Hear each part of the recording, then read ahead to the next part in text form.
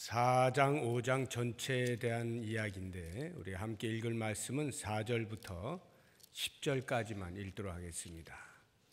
4장 4절부터 10절까지만 함께 읽습니다. 한 목소리 읽겠습니다. 그때에 랍비도세 아내 여선지자 드보라가 이스라엘의 사사가 되었는데 그는 에브라임 산지 라마와 베델 사이 드보라의 종려나무 아래에 거주하였고 이스라엘 자손은 그에게 나아가 재판을 받더라. 드보라가 사람을 보내어 아비노함의 아들 바락을 납달리 게데스에서 불러다가 그에게 이르되 이스라엘의 하나님 여호와께서 이같이 명령하지 아니하셨느냐? 너는 납달리 자손과 스불론 자손 10,000명을 거느리고 다볼산으로 가라. 내가 야빈의 군대 장관 시스라와 그의 병거들과 그의 무리를 기손강으로 이끌어 내게 이르게 하고 그를 내 손에 넘겨주리라 하셨느니라. 바락이 그에게 이르되 만일 당신이 나와 함께 가면 내가 가려니와 만일 당신이 나와 함께 가지 아니하면 나도 가지 아니하겠노라 하니 이르되 내가 반드시 너와 함께 가리라.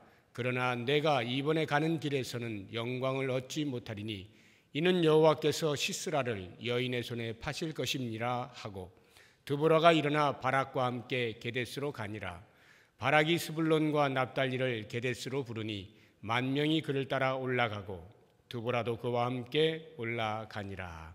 아멘. 사사기 4장과 5장은 이스라엘의 네 번째 사사인 여선지자 드보라에 대한 이야기입니다. 드보라가 활동하던 시절에 있었던 이야기들을 기록해 놓고 있습니다. 이 4장과 5장에 보면 크게 중요한 인물 4명이 등장하는데 둘씩 대조를 이루어가면서 소개가 되고 있습니다. 한 쌍은 드보라와 바락이라고 하는 사람이고요. 또 다른 한 쌍은 시스라와 야엘이라고 하는 사람입니다. 둘 다 공교롭게도 남자와 여자로 대조가 되어 있습니다.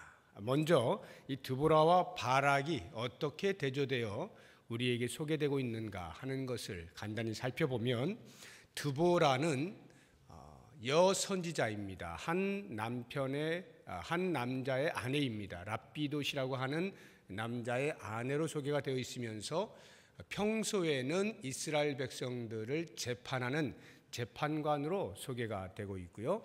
여선지자라고 말을 하고 있고 그리고 때가 되어서 이스라엘의 사사로 활동을 한 그러한 여인입니다. 이 여인이 사사로서 등장하게 된 결정적인 것은 하나님께서 아마도 그에게 무엇인가를 지시하신 것 같습니다. 그래서 자기가 받은 말씀을 바락이라고 하는 남자에게 전하는 것입니다. 6절을 보시기 바랍니다. 드보라가 사람을 보내어 아비노함의 아들 바락을 납달리 게데스에서 불러다가 그에게 이르되 이스라엘의 하나님 여호와께서 이같이 명령하지 아니하셨느냐? 이 말은 자기 자신이 하나님으로부터 무엇인가를 들었다 하는 말입니다. 너는 납달리 자손과 스불론 자손 10,000명을 거느리고 다볼산으로 가라 하는 것입니다. 지금 이 드보라가 사사로 활동하던 시절의 그 배경은 가나안 왕 야빈, 가나안 왕 전체를 통틀어서 총칭적인 말로 야빈 이렇게 합니다. 하솔 지역에 있는 하솔 왕인데요.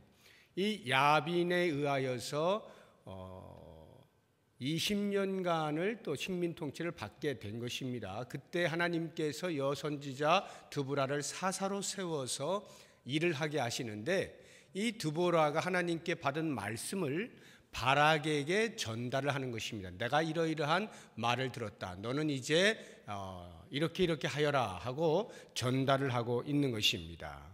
7절을 보시게 되면 드보라가 계속 바락에게 말합니다. 내가 야빈의 군대 장관 시스라와 그의 병거들과 그의 무리를 기손강으로 이끌어 내게 이르게 하고 그를 내 손에 넘겨주리라 하셨느니라. 하나님께서 드보라에게 말씀하신 것을 그대로 지금 전달을 하고 있는 것이죠. 이 말의 의미는 드보라가 하나님으로부터 받은 말씀을 액면 그대로 믿었다, 신뢰했다 이런 말입니다. 14절을 보시기 바랍니다. 드보라가 바락에게 이르되 일어나라 이는 여호와께서 시스라를 내 손에 넘겨주신 날이라. 여호와께서 너의 앞서 나가지 아니하시느냐 하는지라. 이에 바락이 10,000명을 거느리고 다볼산에서 내려갔다. 이렇게 기록이 되고 있습니다. 드보라는 하나님의 말씀을 액면 그대로 받아들이고 확신을 가지고 바락에게 전달하고 있는 것을 볼 수가 있습니다. 이러한 선지자이자 사사인 드보라에 비해서 바락은 어떻게 소개가 되고 있는가 하면, 특별히 바락이 어떤 일을 하던 사람인 것에 대해서는 나와 있지 않습니다만 적어도 드보라와의 대화를 하는 가운데에서 바락의 성격이나 그의 신앙의 수준을 대충 짐작을 할 수가 있습니다. 8절 보시기 바랍니다. 바락이 그에게 이르되, 드보라에게 말합니다. 만일 당신이 나와 함께 가면 내가 가려니와 만일 당신이 나와 함께 가지 아니하면 나도 가지 아니하겠노라 하니. 드보라가 하나님께서 나에게 이런 말씀을 하셨고 이제 너의 손에 의하여서 우리 민족을 구원하실 것이니 나아가라 라고 했을 때에 바락이 말하는 것입니다. 당신이 나와 함께 가면 내가 갈 것이고 그렇지 않으면 나도 안 갈 것이다. 이 말씀 하나만 가지고는 어떤 의미로 이런 말을 하였는지에 대하여서 사실 해석하기가 쉽지가 않습니다. 믿음이 별로 없어서 그렇게 한 말인지, 아니면 강력한 어떤 믿음을 가지고 그와 함께 동역하기를 원하는 마음으로 그런 것인지 정확히 알 수가 없습니다만, 그 다음 드보라가 바락에게 한 말을 보면 대충 짐작이 됩니다. 9절을 보시기 바랍니다. 이르되 내가 반드시 너와 함께 가리라. 바락이 요청을 하니까 드보라가 함께 가겠노라고 약속을 합니다. 그리고 그러나 내가 이번에 가는 길에서는 영광을 얻지 못하리니 이는 여호와께서 시스라를 여인의 손에 파실 것입니다. 지금 가나안 왕 야빈의 군대 장관 시스라를 물리치는 데 있어서 드보라가 예언을 하는데, 네가 그 시스라의 목을 쳐야 되는 것인데 네가 주저하고 망설이고 나와 함께 가지 아니하면 나도 안 가겠다라고 하는 그런 말들로 인하여서 그 영광이 너에게서 떠나갔다 하는 말입니다. 그리고는 한 여인이 그 영광을 취할 것이다. 나중에 우리가 보겠습니다만 야엘이라고 하는 여인이 시스라를 죽임으로 그 영광을 취하게 됩니다. 이 말의 의미는 바락이 드보라가 한 말에 대하여서 바락의 신앙의 수준에서는 하나님께서 드보라에게 하신 말씀을 액면 그대로 받아들이지 못하고 있다 하는 것을 알 수가 있는 것입니다. 드보라가 그대로 믿고 신뢰하여 바락에게 행동할 것을 요청하는 것에 비해서 바락은 하나님이 당신에게 말씀하신 것은 당신에게 하신 것이고 나로서는 그것을 다 믿지 못하겠으니 당신이 정말로 하나님으로부터 믿은 것에 대한 확신이 있다면 그것을 나에게 보이시오. 당신이 나와 함께 간다면 내가 함께 일은 해주겠지만 그냥 그거 믿고 나 혼자는 절대 못 나가겠소 라고 하는 하나님에 대한 믿음의 수준의 그 정도를 우리에게 짐작하게 해주는 것입니다. 그렇게 해서 바락은 시스라의 목을 벨 수 있는, 하나님의 대적을 쳐서 하나님께 영광을 돌릴 수 있는 그 영광을 한 여인에게 빼앗기고 맙니다. 이렇게 드보라와 바락의 대조를 통해서 우리에게 들려주시는 음성이 있습니다. 이제 또 한 대조를 보고 나중에 함께 생각해 보겠는데, 이제 시스라와 야엘입니다. 이 시스라는 말씀드린 것처럼 가나안 왕 야빈의 군대 장관으로서 불패 신화를 쓰고 있는, 철병거 900대를 가지고 있는, 철병거라고 하면 그 당시 철기 문화로선 최고의 신무기라 할 수가 있겠습니다. 그러니까 감히 어느 누가 그 신무기 앞에서 대항할 수 없을 만큼 전체를 장악하고 있는 강력한 힘을 가진 장군이다라고 하는 것을 알 수가 있습니다. 철병거가 900대라고 하는 것은 그것만 있는 것이 아니라 그 900대를 움직일 수 있는 군사들도 있을 것이고 용맹할 것이고 감히 누구도 덤벼들지 못하는 그러한 막강한 군사력을 가지고 있는 것을 의미하겠죠. 이러한 시스라가 전쟁 이후의 모습을 보게 되면 참으로 황망하기 그지가 없습니다. 15절을 한번 보시기 바랍니다. 여호와께서 바락 앞에서 시스라와 그의 모든 병거와 그의 온 군대를 칼날로 혼란에 빠지게 하심에 시스라가 병거에서 내려 걸어서 도망한지라. 아이러니죠. 900대의 철병거, 그것으로 인하여서 온 세상에 호령하고 있던 장군인 시스라가 그 자기의 의지하고 있던 병거에서 내려와서 도보로 도망을 가고 있는 것입니다. 병거를 더 이상 탈 수 없는 상황이 되었을 수도 있었겠습니다만 도망을 가는 데 있어서 병거를 타고는 도저히 안 되니까 몰래 일반 병사인 것처럼 그렇게 자기의 몸을 숨기는 의미로도 볼 수가 있겠습니다. 처참한 거죠. 자기가 그렇게 의지하고 그것으로 자신의 위용을 드러냈던 그 병거를 버리고 도보로 도망가고 있는 신세로 전락을 하고 만 것입니다. 그리고는 17절 이하를 보시게 되면 시스라가 걸어서 도망하여 겐사람 헤벨의 아내 야엘의 장막에 이르렀으니, 겐사람 헤벨이 누구냐 하면 구체적으로 이 사람과 어떤 관계라기보다는 그 야빈에 의하여서 아마도 어떤 은혜를 입은 사람인 것 같습니다. 그래서 관계가 어느 정도 좋은, 서로 안면이 있어서 가면 도와주고 도움을 받을 수 있는 이런 이제 관계였던 것 같습니다. 그 겐사람 헤벨의 아내가 그 장막에 있었어요. 야엘의 장막에 이르렀습니다. 그때에 이 사람이 시스라가 그 야엘의 집에 들어가서 나를 좀 숨겨다오 이렇게 한 겁니다. 그러니까 그 군대의 장군이었던 시스라가 한 여인이 있는 집으로 들어가서 목이 마르다 물 좀 달라 하질 않나, 내 몸을 숨겨달라 하질 않나, 누가 찾아오면 아무도 없다라고 해라, 이렇게 하여 자기의 몸을 피신하고 있는 이런 초라한 모습을 우리들에게 보여주고 있는 반면에 그와 대조되고 있는 한 인물이 야엘이라고 하는 여인인데, 방금 말씀드린 것처럼 겐사람 헤벨의 아내 야엘입니다.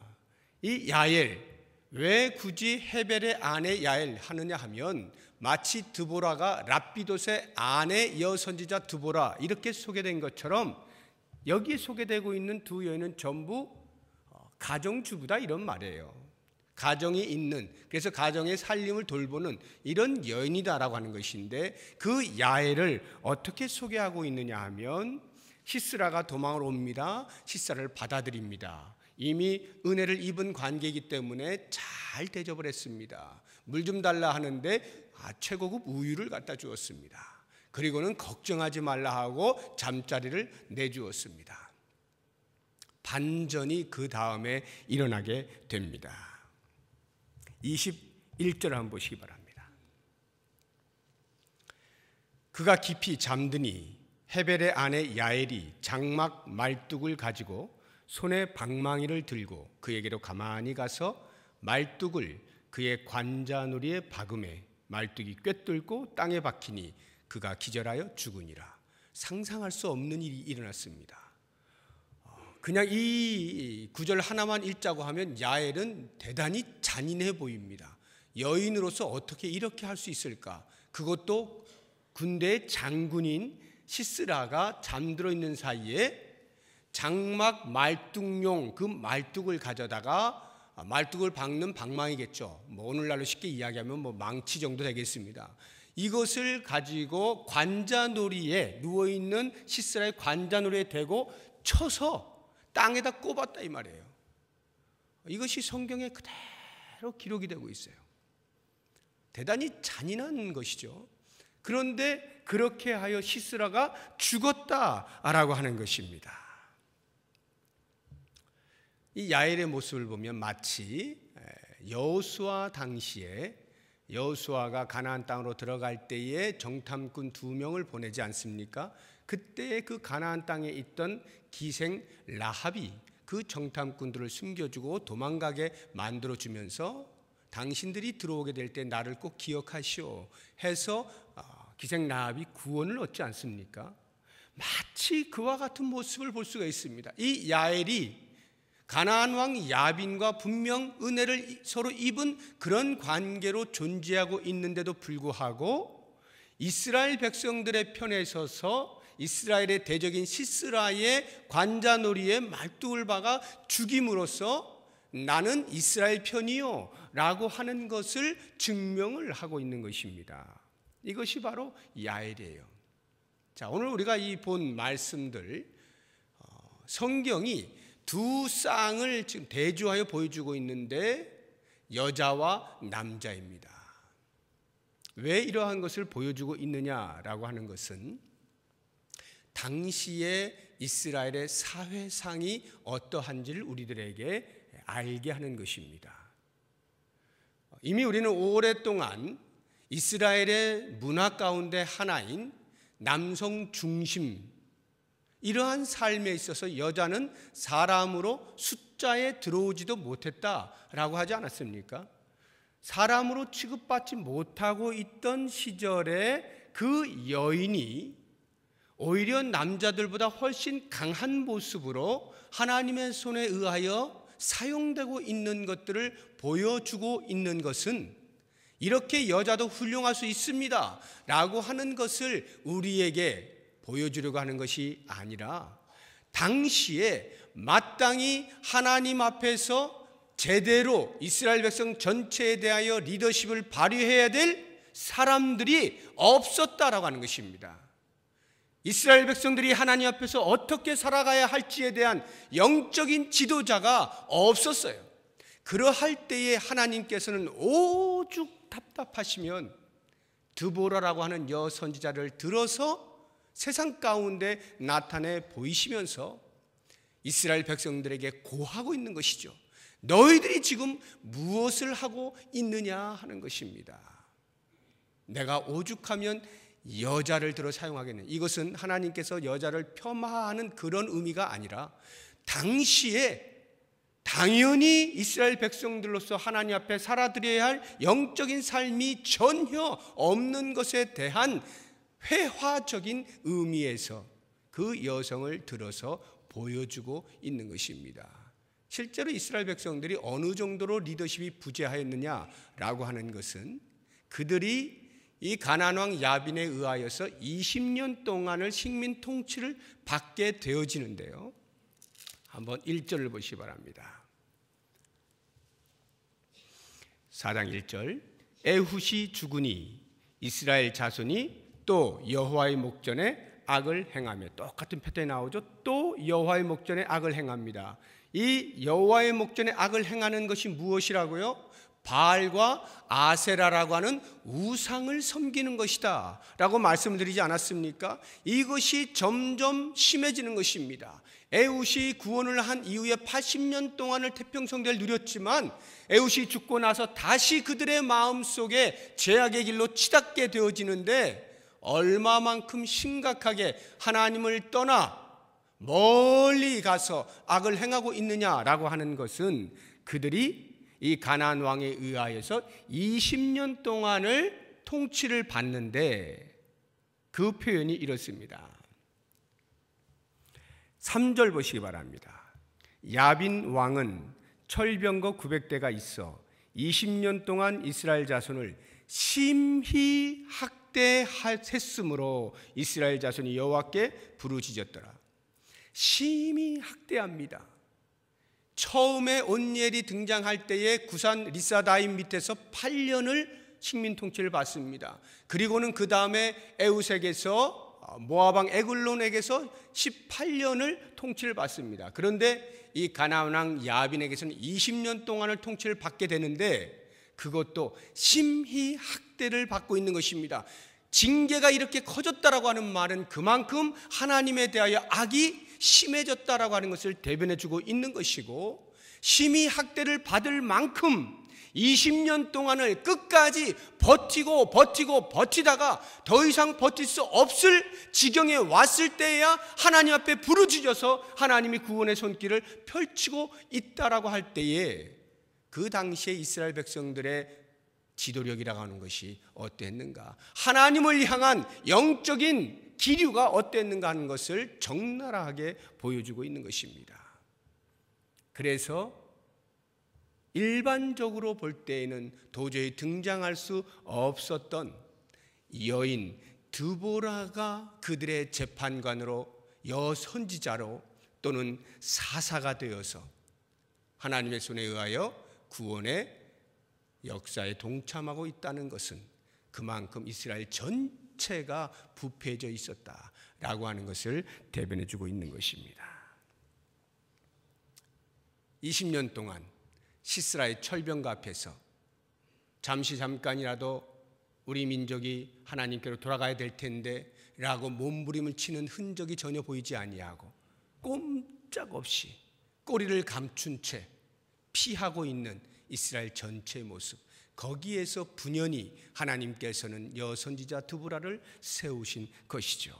자, 이제 우리가 이와 같은 말씀들 속에서 간단하게 두 가지의 교훈을 보겠는데, 하나는 전쟁은 하나님께 속한 것이다 라고 하는 것입니다. 물론 드보라를 통해서 바락에게 명령을 하죠. 스불론과 납달리 자손 10,000명을 군인으로 세워라. 그러나 그들이 불러낸 10,000명이라고 하는 것은 언제 전쟁 연습해 봤겠습니까? 식민 통치 받고 있는데 그냥 불러온 것뿐이죠.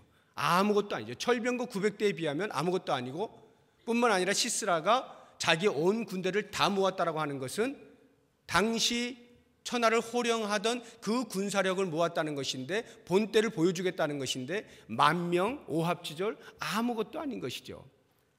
그럼에도 불구하고 그 10,000명을 불러서 전쟁을 시키시는데 놀라운 것은 이렇게 나오는 것입니다. 4장 15절을 보시기 바랍니다. 여호와께서 바락 앞에서 시스라와 그의 모든 병거와 그의 온 군대를 칼날로 혼란에 빠지게 하시매 시스라가 병거에서 내려 걸어서 도망한지라. 누가 이렇게 하는가 하면 하나님께서 하시는 것입니다. 어떻게 이렇게 하시는가 하면 지금 전쟁을 하는 장소가 기손강이라고 하는 것입니다. 이 기손강은요, 우기 때에만 비가 와서 물이 이렇게 있고요, 건기 때에는 물이 말라 있는 와디라고 하는 것입니다. 이스라엘은 와디라고 하는 이렇게 시냇가 같은 것들이 많이 있어요. 그것들은 우기 때에만 물이 있어요. 건기 때는 없습니다. 말라 있어요. 그러니까 시스라가 철병거 900대를 거기에 집결을 시킬 수가 있었겠죠. 그런데 하나님께서 기상을 움직이셔가지고 갑작스럽게 그 평소에 말라있는 와디에 폭우를 내리시는 거예요. 그래서 물이 범람함으로 그 병거들이 꼼짝할 수 없도록 하나님께서 그 전쟁을 진행해 가시는 것입니다. 5장은 드보라와 바락의 승리의 노래거든요. 거기에도 보면 얼핏 그러한 것이 나옵니다. 5장 20절을 한번 보시기 바랍니다.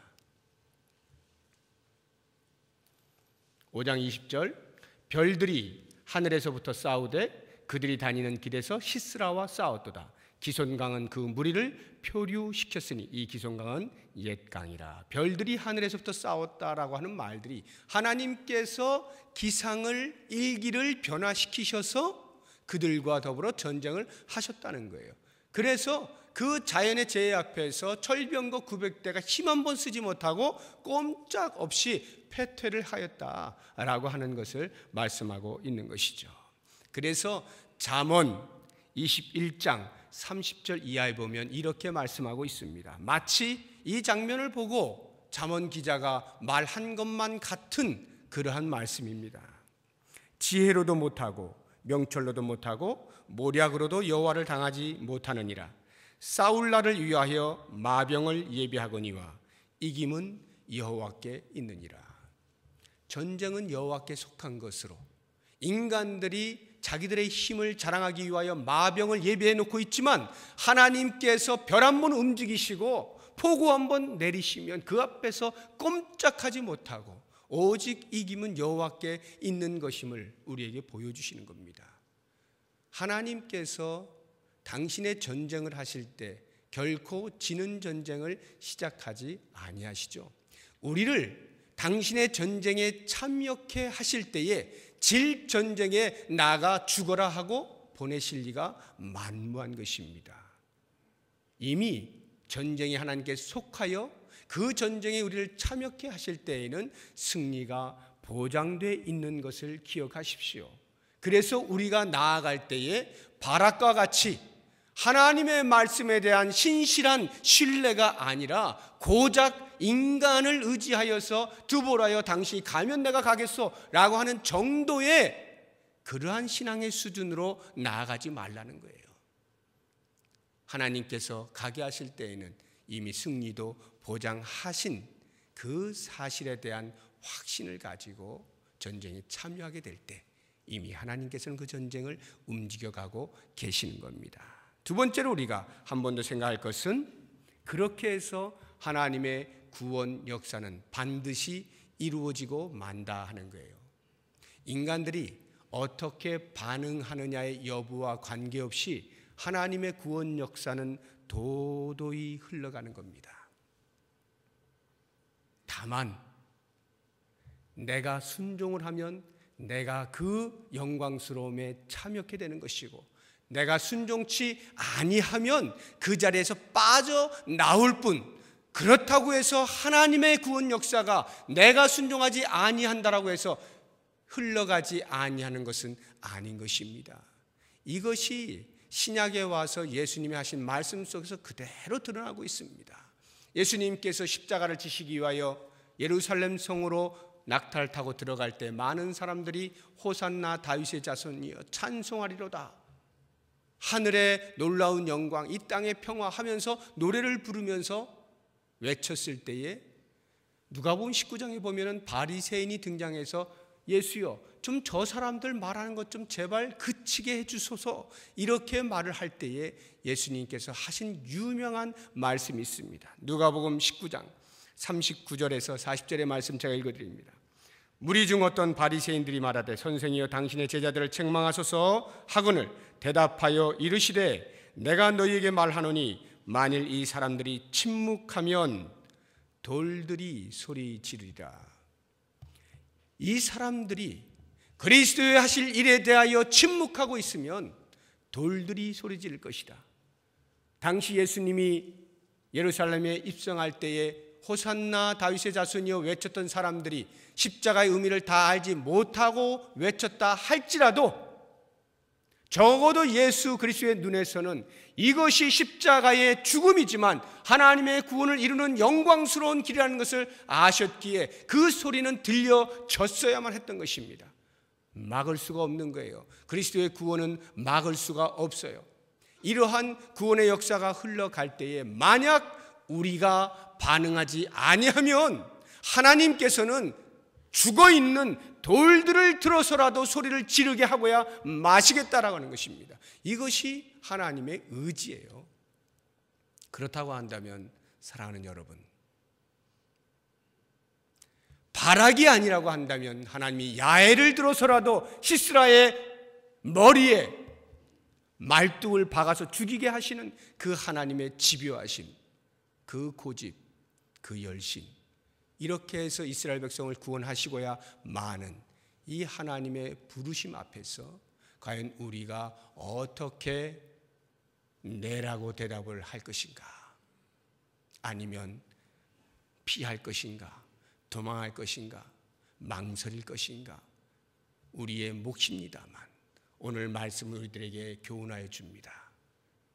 하나님 앞에 순종하여 나아가면 하나님의 놀라운 구원의 역사에 동참하게 되고, 그렇게 동참하게 될 때 하나님이 그 모습을 보고 기뻐하시고 우리의 이름을 기록해 놓으시는 겁니다. 이 하나님의 구원의 역사를 이루어가는 일에 2012년 한 해도 내 이름이 쓰임받길 원하고 하나님께 큰 영광을 돌리시는 한 해가 되시기를 주의 이름으로 부탁드립니다. 기도하겠습니다.